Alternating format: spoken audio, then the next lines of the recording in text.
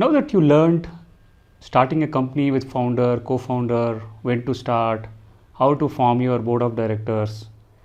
Now let us go in detail one more step, choosing advisors and mentor. It's very important. In the startup world, you have right guidance at least from day one. If it is not immediate, but at least sometime in the middle. But it is difficult to find these people. It's not always easy to evaluate who should be my advisor, my technical advisor, my financial advisor, or as an overall business advisor. So based on my experience, what we have seen, some of the inputs I want to share here. So first is whom to choose, right? This is very important. You cannot choose somebody from the corporate world as your advisor. Again, I said, they can be helpful, handy when your startup becomes a navy ship. But when it's a pirate, you need somebody from a startup world. Maybe long term also they are the right guys, right folks. Because somebody who has already gone through the startup, drill, they know the pain of it. They know the reality of it. They know where things can go wrong, where things can work. These are very critical for an entrepreneur to decide the right advisors. Never go and directly get an advisor from large corporates because they are used to a more comfortable situation. They are financially strong, they have a brand behind them, they know how to do it because they've already got a structured organization. But whereas a startup, you are no one in the market, nobody knows you.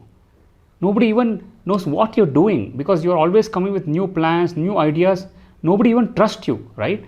So therefore, you need an advisor mainly from startup world who has worked on it, who has been successful or not successful, that doesn't matter.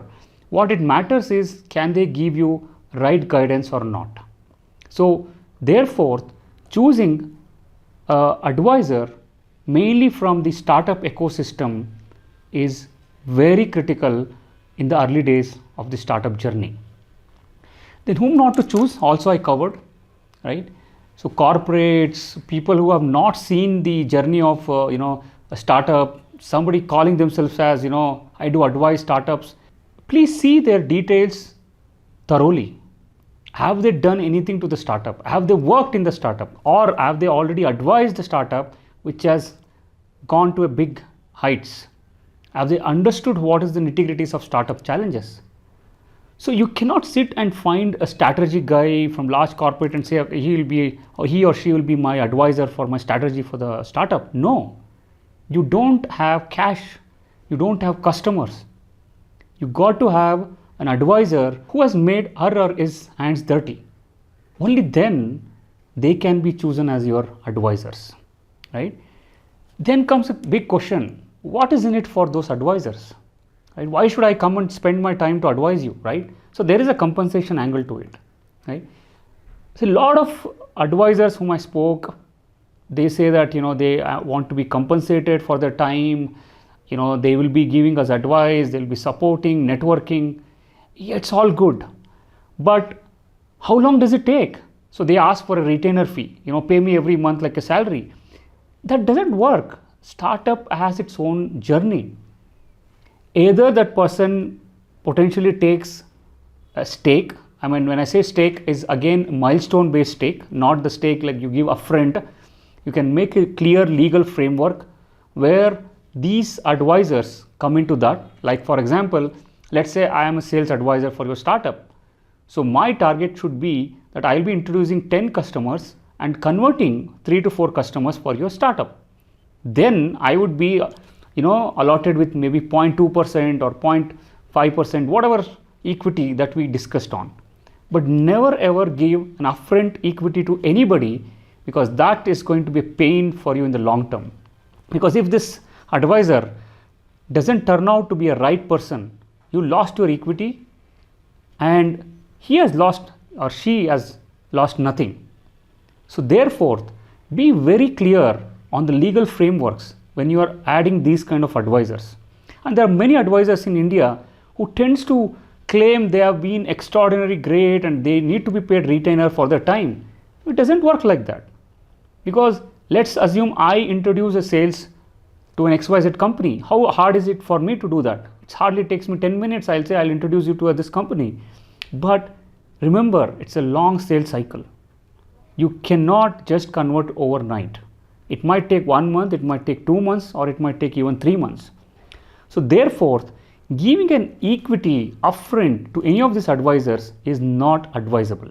Yes, you can give an equity potentially to the brand that person has. Let's say, Steve Jobs wants to come as an advisor to your startup. Why not?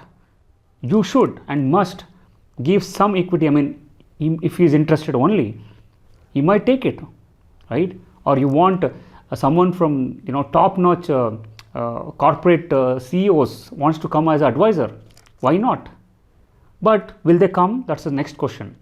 That's why you choose your advisors. Now, some of the classic examples of advisor playing a big role. Again, let's go back to Zerodha had no great advisors, right?